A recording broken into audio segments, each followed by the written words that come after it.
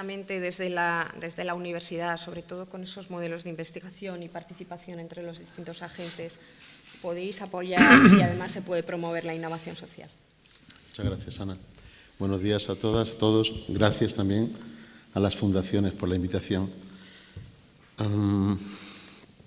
Tenía razón Virginia antes.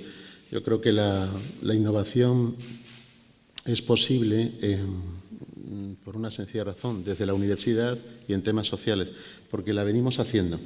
Vengo colaborando con la Fundación hace 23 años. Hemos desarrollado máster en el área que yo llevo, que es migraciones, refugio, máster, especialidades, investigación aplicada, escuela de mediadores, etc. Entonces, yo creo que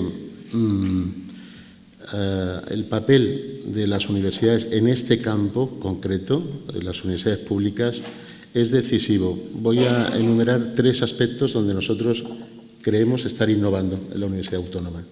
En primer lugar, buena parte del rediseño de las políticas públicas que hay en esta materia, buena parte, se debe a la Universidad Autónoma. Por ejemplo, las políticas de integración de inmigrantes, hemos hecho en estos 20 y tantos años un enorme esfuerzo.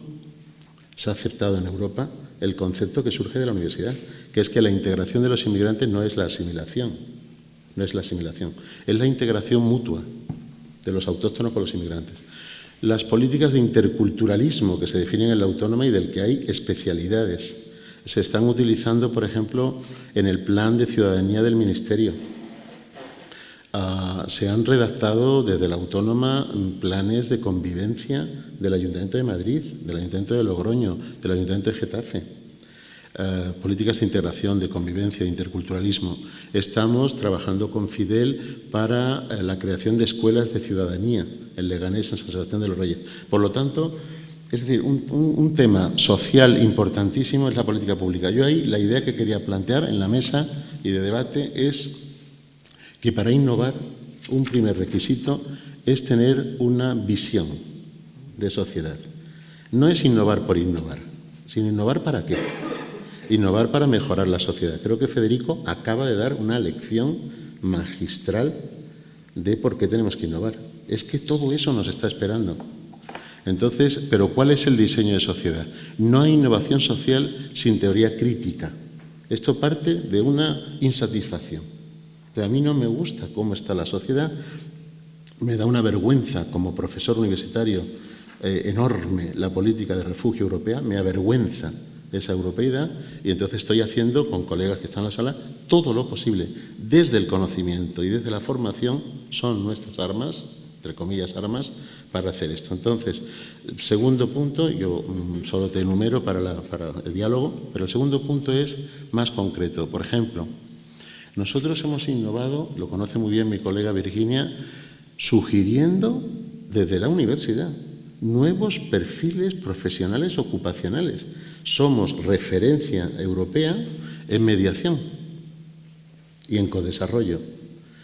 Se han formado más de 500 mediadores interculturales.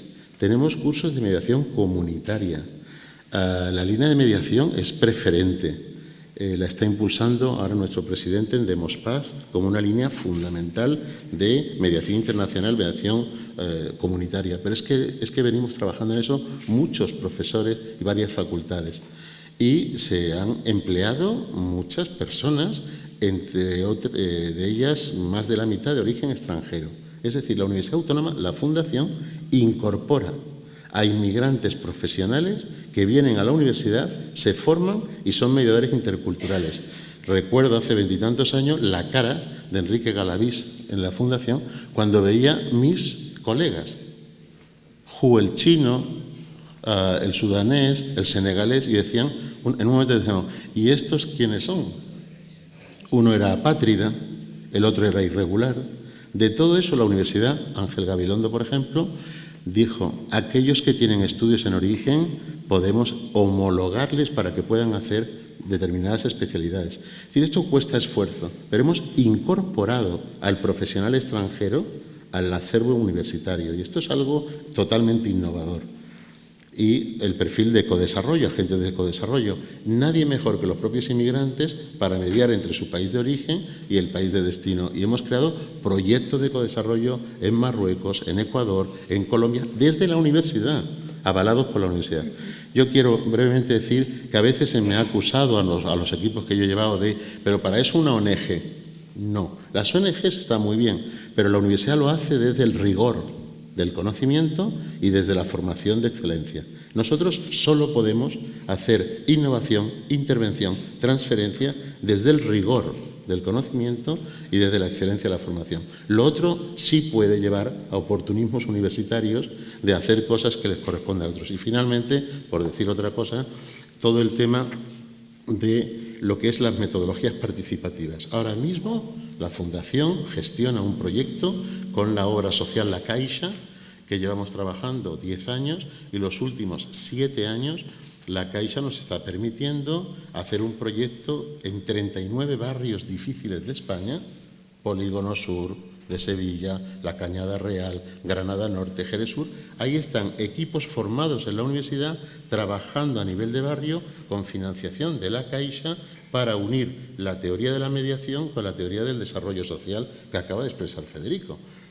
Entonces, claro, a veces todo esto, yo acabo, una de las dificultades mayores son muchas. Una dificultad para innovar es que el sistema universitario todo esto no lo valora.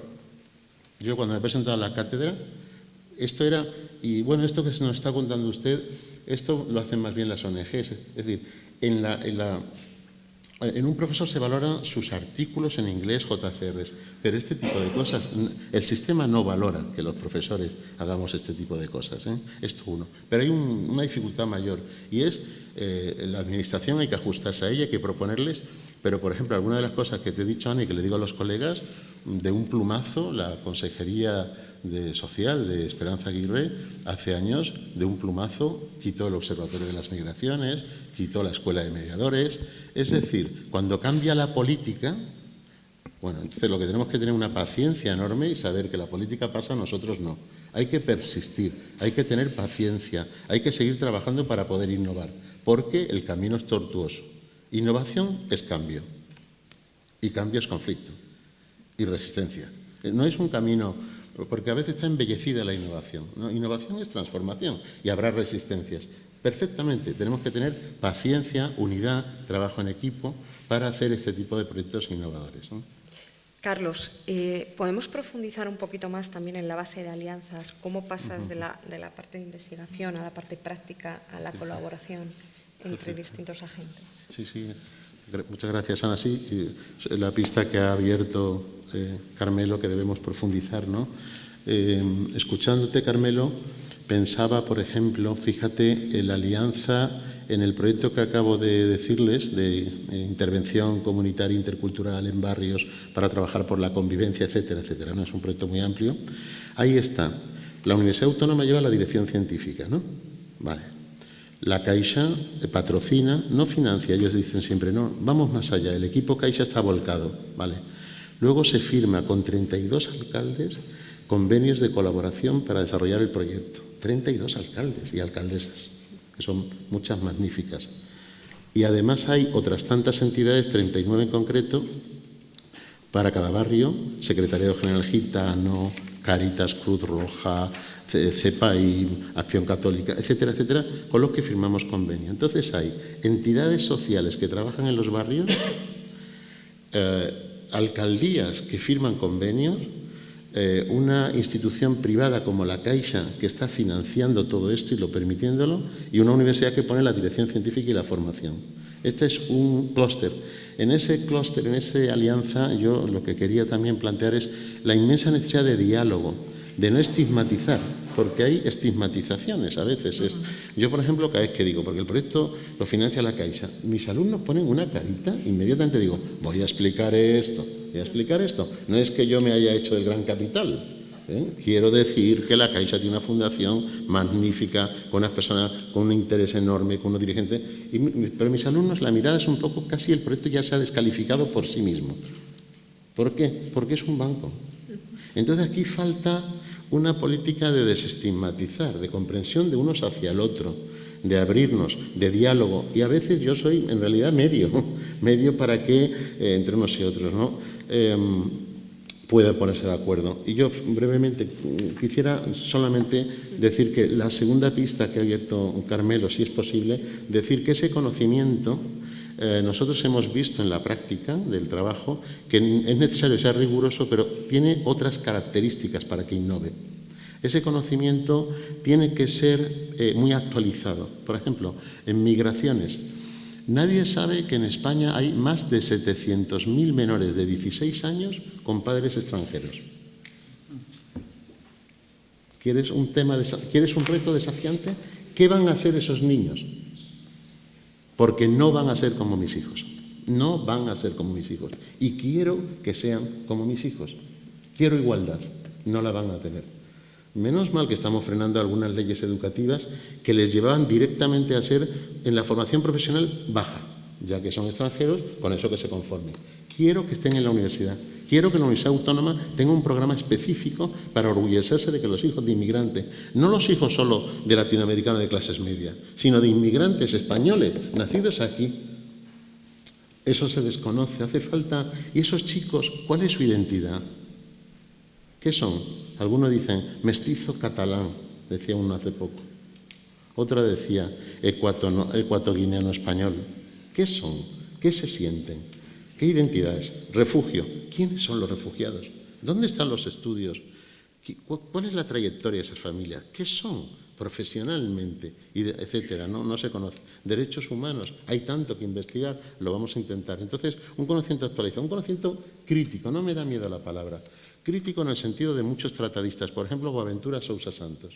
Es conocimiento crítico aquel que cuando formula el problema teórico ya está en la formulación el deseo de transformación. Hay veces en la universidad que mis colegas se formulan unos problemas que están muy bien, pero yo a veces me escandalizo. Que está bien, la libertad de investigación, eso es sagrado, y además cada uno tiene que investigar libremente, aunque no se aplique el conocimiento, soy favorable a eso. Pero a veces uno dice, ya, pero no, si quieres te sugiero otros asuntos, ¿no? Porque hay que plantearse temas críticos en el sentido de que mejoren la sociedad. Y finalmente, un conocimiento aplicado. Y aquí yo haría una autocrítica al sistema universitario. A veces escribimos en difícil. Es que los políticos no leen nada. Pues escribe bien. Es que los medios de comunicación no te entienden. Pues escríbelo mejor. La universidad tiene que hacer el esfuerzo. Cuéntaselo, relátaselo.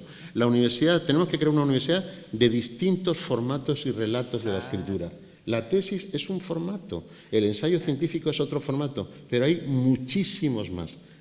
Hay muy buenos profesores y profesoras que hacen artículos periodísticos. Federico en eso lo está haciendo hace décadas. Hay que hacer eso, pero hay que saber. Entonces, en clase nosotros tenemos antropología de orientación pública, explicamos esto ya en nuestro currículum a los chicos, cómo hacer un artículo de prensa que llegue a 300.000 personas, donde yo les exijo que la palabra antropología esté en el título y en la firma.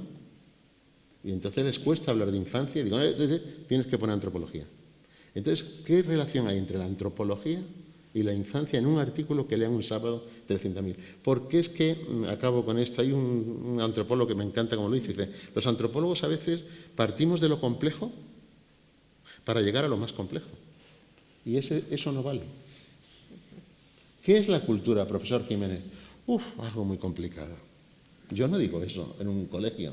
Yo digo, pues es algo que hay muchas formas de verlo, pero hay 6 características de toda cultura, y de cara a trabajar con niños de otras culturas te puede valer el que toda cultura es internamente diversa, el que toda cultura está cambiando. Les doy pistas aplicadas y entonces dicen, qué bien, porque estoy con Nacho, lo que has planteado antes, porque el saber no está en la universidad solo, el saber está en todas partes y tenemos que practicar para innovar el diálogo de saberes. Yo aprendo de las enfermeras, pero porque me he salido de la universidad y he hecho cosas fuera de la universidad. A veces hay demasiado academicismo, demasiado elitismo, vivimos en nuestro mundo cómodo. Autor, cita, referencia, he publicado, lo has leído. Eso está bien, pero así no se innova. Se innova saliendo, escuchando y sabiendo que el otro sabe. y cogiendo ese saber, y entonces el saber teórico entra fenomenal. Les encanta, pero porque les has escuchado. La universidad tiene que escuchar mucho más para poder innovar. Gracias.